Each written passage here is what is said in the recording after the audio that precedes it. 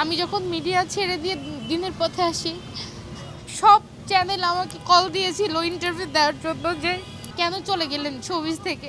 আমাকে পাননি আপনারা কখনো, আপনারা বলতে পারবেন না আমাকে ক্যামেরার সামনে তখন পেয়েছেন। আজকে আমি আমার বাচ্চার নিরাপত্তার জন্য একটা মা হিসেবে আসছি।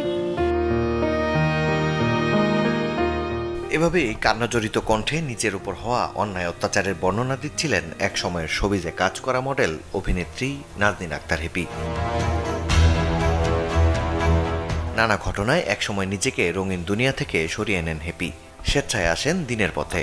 প্রথম বিয়ে বিচ্ছেদের পর 2018 সালে পরিবারের সম্মতিতে বিয়ে করেন মুফতি তালহাকে।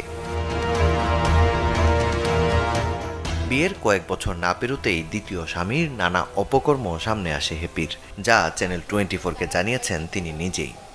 হঠাৎ একদিন আমি এমন একটা নোটিফিকেশন পাই যেটা দেখে মনে হলো যে এইটা আসলে নর্মাল কোনো কনভারসেশনের কোনো নোটিফিকেশন না। তো ওইটা দেখার পরে আমার সন্দেহ হলো। এরপরে আমি সন্দেহের ইয়েতে চেক দেওয়া শুরু করলাম, মেসেঞ্জার এবং হোয়াটসঅ্যাপ দেখি। তো ওইগুলো দেখে দেখলাম অনেক মেয়েদের সাথে চ্যাটিং, অনেক মেয়েদের সাথে তার পার্সোনাল অনেক নোংরা নোংরা চ্যাটিং।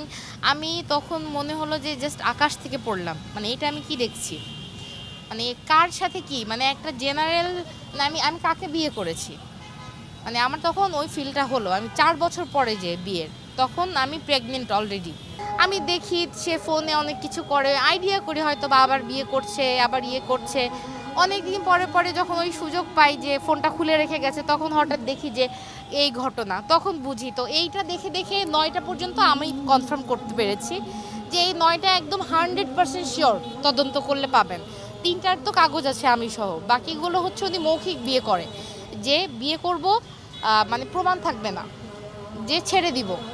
কাউকে 10,000 টাকা দেনমোহরে করে, কাউকে 1,30,000, 20,000, 50,000 টাকা মানে ইয়ে করে।